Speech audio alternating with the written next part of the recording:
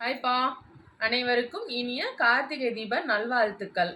நம்ம வந்து இப்போ வேலை இன்னைக்கு வந்து பித்தளை விளக்கு எல்லாத்துக்கும் மஞ்சள் குங்குமம் வச்சுட்டு நம்ம ரெடி பண்ண வேண்டியதுதான்.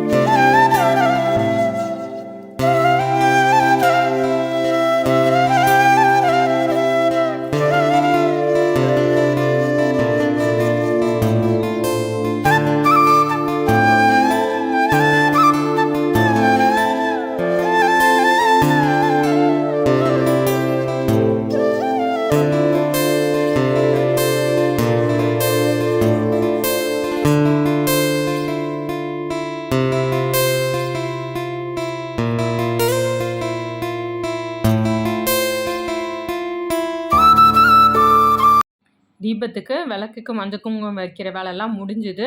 இன்னைக்கு வந்து காலையில் மத்தியானம்லாம் சாப்பிட மாட்டோம். நைட்டு தான் ஈவினிங் சமைச்சிட்டு தான் படைச்சிட்டு தீபம் பார்த்துட்டு தான் சாப்பிடுவோம். சரி, அதனால் சமைக்கலான்னு சொல்லிட்டு இப்போ கிச்சன் உள்ள நுழைஞ்சாச்சு. இப்போ என்ன செய்ய போறேன்னா, மண்பானையில் ரைஸ் வச்சுருக்கேன். அது நல்லா வந்து ஊற வச்சு தான் வச்சுருக்கேன். அது கொதிக்கட்டும். அது சிம்மில் வச்சாச்சு. அது பெட்டுக்கான சாப்பாடு. இது வந்து சரி மண் சட்டி குக்கரில் பருப்பு வைக்காம மண் சட்டியில் வேக வச்சு சாம்பார் வைக்கலான்னு ஒரு பிளான். அதனால் மண் சட்டியில் துவரம் பருப்பை வேக போட்டாச்சு. இன்றைக்கி வந்து முருங்கைக்கீரை, அவியல், அப்புறம் தக்காளி பச்சடி, ரசம் இதெல்லாம் தான் செய்யலான்னு ஐடியா.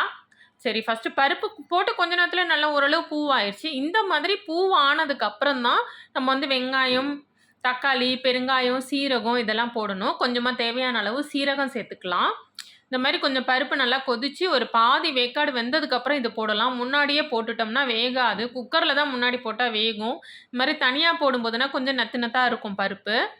சீரகம் போட்டாச்சு. தக்காளி, வெங்காயம் தேவையான அளவு சேர்த்துக்கலாம். வெங்காயம் தாளிக்கும் போதும் போடுவேன். இன்றைக்கி கத்திரிக்காய் சாம்பார் தான்.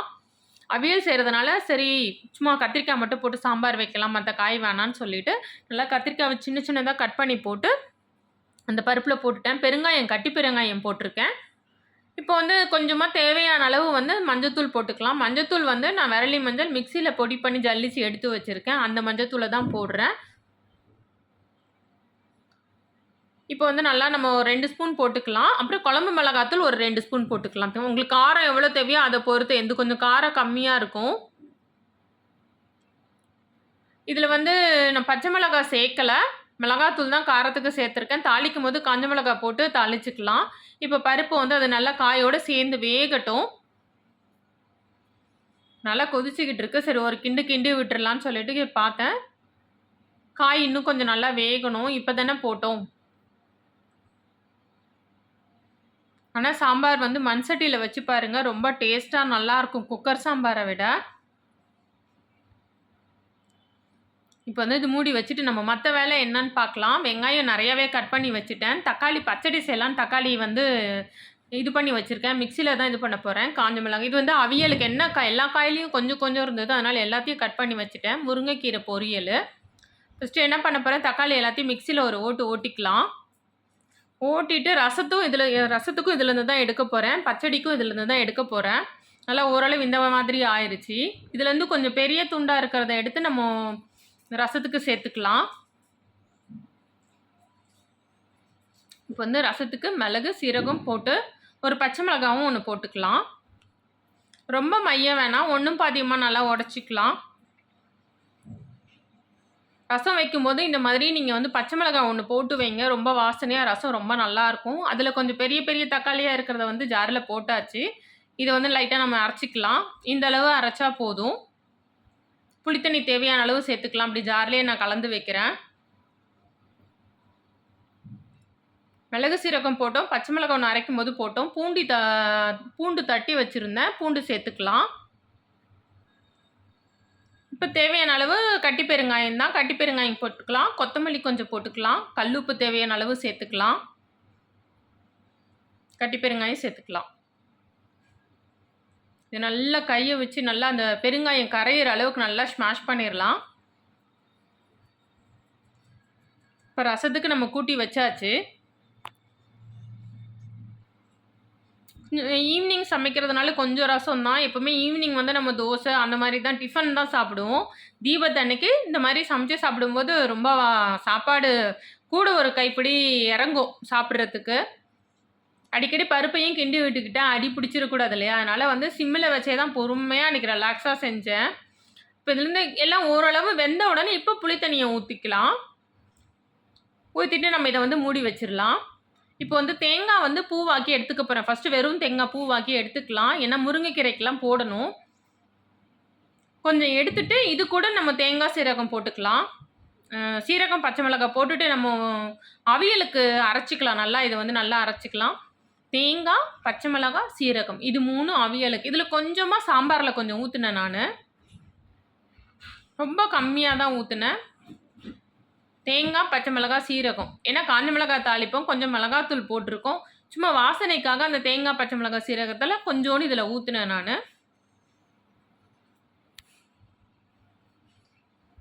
இப்போ வந்து சாம்பார் வந்து நம்ம தாளித்து விட்டுறலாம். சாம்பார் பருப்பெல்லாம் நல்லா வெந்து குழஞ்சி நல்லா வந்துருச்சு.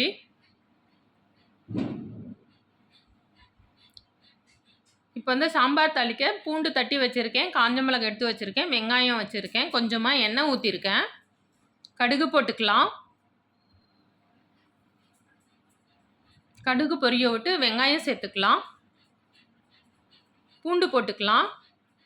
பூண்டு சில நேரம் வேக வைக்கும்போது போடுவோம், சில நேரம் தாளிக்கும் போது போடுங்க, ரொம்ப வாசனையாக நல்லாயிருக்கும். தேவையான அளவு காஞ்ச மிளகாய் போட்டுக்கலாம். கருவேப்பிலை சேர்த்துக்கலாம். இதை நல்லா வதங்கட்டும். வதங்கினோன்னா நம்ம வந்து பருப்பில் போட்டுடலாம், இந்த சாம்பாரில் போட்டுடலாம். நல்லா அந்த பூண்டு வந்து வாசனையாக ரொம்ப நல்லாயிருக்கும். சாம்பார் வேக வைக்கும்போது போட்டால் ஒரு வாசனைன்னா, நம்ம தாளிக்கும் போது பூண்டு தட்டி போட்டால் அது ஒரு வாசனையாக ரொம்ப நல்லாயிருக்கும். அது போட்டுட்டு கொஞ்சம் கொதிச்ச உடனே இறக்கிடலாம். இப்போ இந்த கடாயில் தான் நம்ம எதுவாக ஒன்று ஒன்றா தாளிக்க போகிறேன்.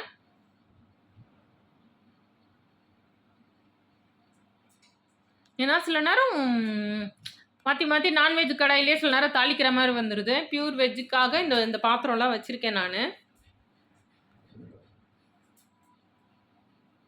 சாம்பார் வாசனையாக கம கமன்னு சூப்பராக ரெடி ஆயிடுச்சு. இன்றைக்கி என்னென்னா உப்பு பார்க்காம நம்ம சமைக்கணும். சாமிக்கு படைக்கிறதுனால தேவையான அளவு எண்ணெய் சேர்த்துக்கலாம். எண்ணெய் காயட்டும், கடுகு போட்டுக்கலாம். இப்போ வந்து அந்த கூட்டி வச்ச ரசத்தை வந்து நம்ம தாளிச்சிடலாம்.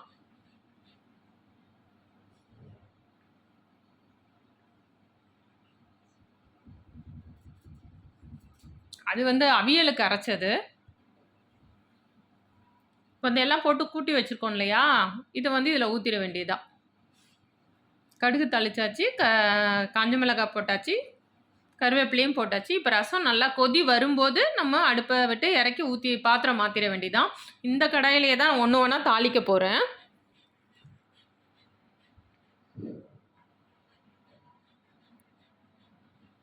நான் வந்து ரசத்துக்கு ரசப்பொடியெல்லாம் போட மாட்டேன். இந்த மாதிரி அந்த நேரத்துக்கு ஃப்ரெஷ்ஷாக மிளகு சீரகம் அரைச்சி தான் போடுவேன். நல்லா நுர கட்டி கொதி வர நேரத்தில் அடுப்பை விட்டு இறக்கிடலாம். பாத்திரத்தை மாற்றிட்டு இந்த கடாயில தான் அடுத்தும் நம்ம தாளிக்க போகிறோம்.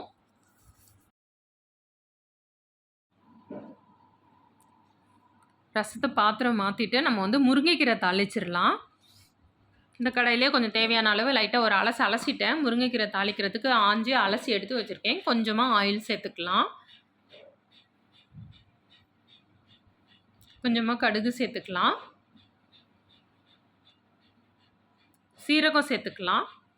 நீங்கள் தேங்காவோட கூட சீரகம் நம்ம வந்து நுணுக்கிக்கலாம். நான் தேங்காவோட சேர்க்கல, தேங்காய் தனியாக பூவாக்கிக்கிட்டேன். எண்ணெய் ஊற்றினோம், கடுகு போட்டோம், சீரகம் போட்டோம். அதனால் இது பண்ணோன்னா காஞ்ச மிளகாய், பூண்டு, வெங்காயம் போட்டுற வேண்டியதான்.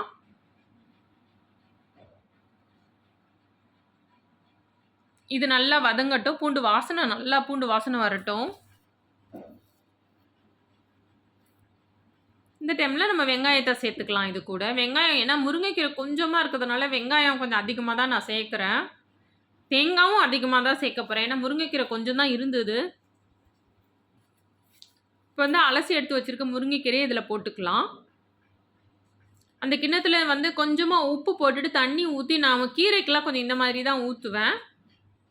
இப்போ முருங்கைக்கீரை வேகட்டும். அதுக்குள்ள சாம்பார வந்து அடுப்ப விட்டு இறக்கி வச்சிரலாம் நம்ம மூடி. இப்போ ரசம் வச்சாச்சு, சாம்பாரும் வச்சாச்சு. முருங்கைக்கீரை வெந்துகிட்டு இருக்கு. இன்னும் கொஞ்சம் இந்த தண்ணி வத்துனோம்னா தேங்காய் போட்டு அடுப்ப அணைச்சிரலாம். நைட்டு கீரை சாப்பிடக்கூடாது. ஆனா, அன்னைக்கு வந்து சரி ஒரு நாள் தானே சாப்பிடலாம்னு சொல்லிட்டு முருங்கைக்கீரை பொரியல் பண்ணி சாப்பிட்டோம். எப்பவுமே இந்த மாதிரி தீபம்னா முருங்கைக்கீரை, வாழைக்காய் வறுவல்லாம் செஞ்சு சாப்பிடுவோம். சூப்பரா முருங்கைக்கீரை ரெடி ஆயிடுச்சு. பாத்திரம் மாத்திட்டு இந்த கடாயில தான் அடுத்தும் தாளிக்க போறோம். தக்காளி பச்சடி தாளிக்க போறோம் அடுத்து. பாத்திரம் மாத்திரலாம். ஆனா, ஒரு அலசி எடுத்து வச்சு தான் தாளிச்சேன். அதே இதில செய்யும்போது கடாய் ரொம்ப தீஞ்சா மாதிரி ஆயிரும். இப்போ தேவையான அளவு எண்ணெய் காஞ்ச உடனே கடுகு, உளுத்தம்பருப்பு, சீரகம், காஞ்ச மிளகாய் எல்லாத்தையும் போட்டுட்டு நல்லா இது பண்ணிக்கலாம். அது கொஞ்சம் நல்லா இதுவான உடனே இது பண்ணி வச்சிருக்க தக்காளியும், கருவேப்பிலையும் போட்டு நல்லா வதக்கிக்கலாம். நல்லா ஓரளவு நல்லா வதங்கட்டும். இதில பெருங்காயம் சேர்க்கணும். எண்ணெய் ஊத்தணும். கடாய் வச்சோம், எண்ணெய் ஊத்தணும், கடுகு, உளுத்தம் பருப்பு, சீரகம் போட்டோம். சீரகம் போட்டுட்டு காஞ்ச மிளகாய் போட்டோம். அப்புறம் கொஞ்சம் பெருங்காயம் போட்டுக்கலாம். அப்புறம் தக்காளி, வெங்காயம் இதுக்கு தேவையில்ல. பூண்டும் தேவையில்ல. தக்காளி போட்டுட்டு நல்லா எல்லாம் வதக்கி விட்டுக்கலாம். நல்லா அது வதங்கி சுருண்டு வந்த உடனே தயிர் எடுத்து வச்சுக்கோங்க. தயிர் ஆறுனவுனா கூட போடலாம். நான் மிக்ஸ் பண்ணல. தயிர் மேல அப்படியே போட்டு வச்சுட்டேன். அதுக்குள்ள சாப்பாடு வந்து நல்லா கொதிச்சு சூப்பரா வெந்து ரெடி ஆயிருச்சு. வடிச்சு விட்டாச்சு. இப்போ வந்து அவியலுக்கு தக்காளி, வெங்காயம் எடுத்து வச்சிருக்கேன். தேங்காய் எண்ணெயில தான் தாளிக்க போறோம். தேங்காய், பச்சை மிளகாய், சீரகம் அரைச்சு மிக்ஸி ஜார்லயே வச்சிருக்கேன் நானு. இப்போ தாளிக்கிறதுக்கு நம்ம கடாயில வந்து தேங்காய் எண்ணெய் ஊத்திக்கலாம். அவியல் மட்டும் தேங்காய் எண்ணெயில தாளிச்சா தான் வாசனையா ரொம்ப நல்லாயிருக்கும். சிலர் அவியல்ல வந்து இறக்கிட்டு தயிர் சேர்ப்பாங்க. நான் வந்து அவியல்ல தயிர் சேர்க்க மாட்டேன். இப்போ வந்து தேங்காய் எண்ணெய் ஊத்தணும். தேங்காய் எண்ணெய் ஊத்திட்டு காஞ்ச உடனே கடுகு போட்டுக்கலாம். எண்ணெய் காஞ்ச உடனே கடுகு போட்டுக்கலாம். காஞ்ச மிளகாய் போட்டுக்கலாம். நம்ம அரைச்சிருக்கிறது வந்து பச்சை மிளகாய், சீரகம், தேங்காய். அதனால வெறும் காஞ்ச மிளகாய் மட்டும் தாளிச்சுக்கலாம். தேவையான அளவு கருவேப்பிலை சேர்த்துக்கலாம். நான் ரொம்ப தக்காளி, வெங்காயம்லாம் வதக்கி அந்த மாதிரிலாம் செய்ய மாட்டேன். இதை மட்டும் தாளிச்சுட்டு தக்காளி, வெங்காயம் போட்டுட்டு காயெல்லாம் போட்டு தேங்காய் ஊற்றி உப்பு போட்டு மூடி வச்சோம்னா சூப்பராக அவியல் சிம்மிலே வச்சிங்கன்னா சூப்பராக ரெடி ஆயிரும். கிண்டிக்கிட்டே இருக்க வேணும், தனியாக காயை வேக வச்சு சேர்க்கணும் அந்த மாதிரிலாம் கிடையாது. இந்த மாதிரி ஈஸியாக செஞ்சு பாருங்கள். நீங்கள் வந்து தாளிக்கிறது கூட கடைசியாக கூட தாளிக்கலாம். தக்காளி, வெங்காயம், காய்கறி, அந்த தேங்காய் அரைச்ச தேங்காய் எல்லாத்தையும் மொத்தமாக போட்டு கூட நீங்கள் கடைசியாக தாளிக்கலாம். நான் என்ன பண்ணேன், தாளிச்சுட்டு தக்காளி போட்டேன், வெங்காயம் போட்டேன், காயெல்லாம் போட்டுட்டேன். அரைச்ச மசாலா மட்டும்தான் உப்பு சேர்த்துக்கலாம். தனியாக தண்ணி எதுவுமே சேர்க்கல நான். இந்த அரைச்ச மசாலா ஊற்றினேன்னா இந்த காயெல்லாம் வேறு தண்ணி வேறு விடுமா, அப்புறம் குழம்பு மாதிரி ஆயிரும். அதனால் அரைச்ச மசாலா தண்ணி மட்டும்தான் ஊற்றிருக்கோம். மசாலா மட்டும்தான் ஊற்றிருக்கோம். இந்த தண்ணியே போதுமான அளவாக இருக்கும் இது வேகிறதுக்கு. அப்படியே அடுப்பை வந்து சிம்மில் வச்சு விட்டுறலாம். நம்ம நல்லா வெந்துக்கிட்டே இருக்கட்டும். தேவையான அளவு மஞ்சத்தூள் சேர்த்துக்கலாம்.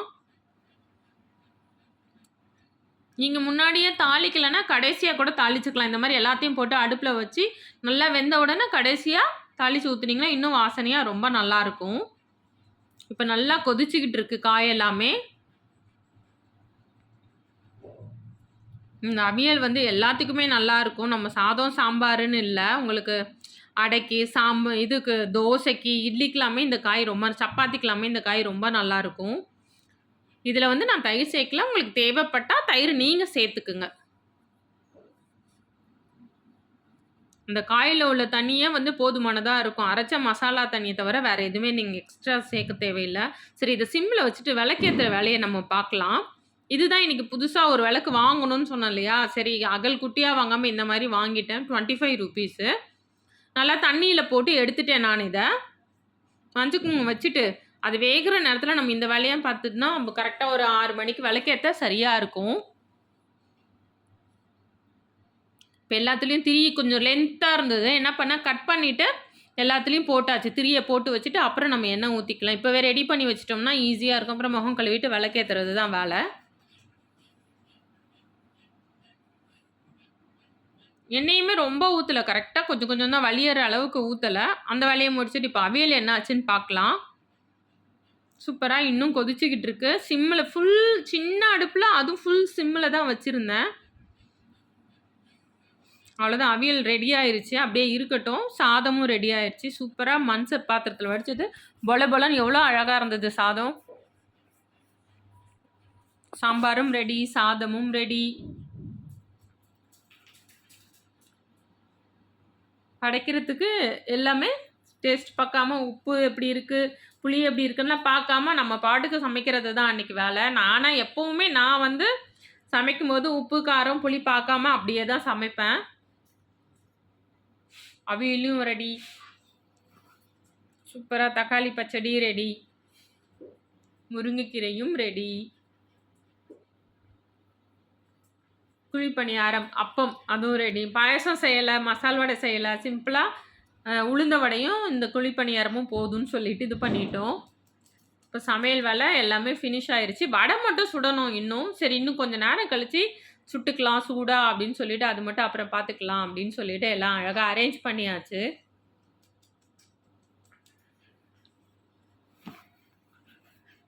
டெய்லி ரெகுலராக இதில் குழம்பு கூட்டெல்லாம் தாளிப்போம். சாதம் வடிக்க மாட்டேன். இன்னைக்கு வந்து சாதம் மண் பாத்திரத்தில் வடித்தேன். நல்லா பொல பொலன்னு நல்லா இருந்தது. சரி அதுக்குள்ளே டைம் ஆயிடுச்சு. வடையும் சுட்டுறலாம். கொஞ்சம் கொஞ்சமாக எண்ணெய் ஊற்றி உளுந்த வடையை சுட்டு எடுத்துக்கிட்டு இருந்தேன். சரி அது சுட்டு முடிச்சுட்டு வெளியே கோலம்லாம் போடணும் கொஞ்சம். போய் கோலம்லாம் போட்டு வரலான்னு பின்னாடி துளசி மாடத்துக்கும் கோலம் போட்டாச்சு. அப்புறம் டீப்பாய் ஒன்று இருந்தது. அதை இழுத்து போட்டு அது மேலேயும் ஒரு கோலம் போடணும். அதுக்கும் ஒரு கோலம் போட்டாச்சு. அப்புறம் வெளியே காவி பொடி இருந்தது. அதை இது பண்ணிவிட்டு ஃபுல்லாக ரவுண்டாக ஸ்ப்ரெட் பண்ணி விட்டுட்டு அது மேலே குட்டியாக ஒரு கோலம் போட்டாச்சு. ஃபெஸ்டிவல்லாம் இந்த மாதிரி செய்கிறது எல்லாமே ஒரு ஹாப்பி. பசங்களாம் செய்வாங்களான்னு தெரியாது. நம்ம தான் கொஞ்சம் இந்த மாதிரிலாம் ஹாப்பியாக செஞ்சு பசங்களுக்கு வந்து ஒரு மூட் க்ரியேட் பண்ணணும். ஃபெஸ்டிவல்னால் இப்படிலாம் இருக்கும் அப்படின்னு சொல்லிட்டு.